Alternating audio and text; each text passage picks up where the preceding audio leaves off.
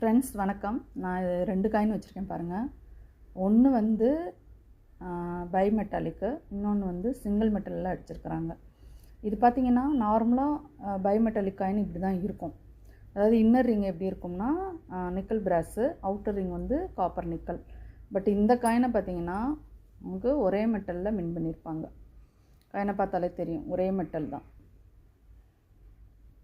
So இப்படி இருக்க வேண்டிய காயின் வந்து மெட்டல் வந்து சிங்கிள் மெட்டலில் மின் பண்ணியிருக்காங்க. யூஎன்சி கண்டிஷனாக இருந்தால் அதில் ஒரு 300 ருபீஸ்க்கு மேலே போகும் ஃப்ரெண்ட்ஸ். பட் இது வந்து யூஸ்டு கண்டிஷன் தான்.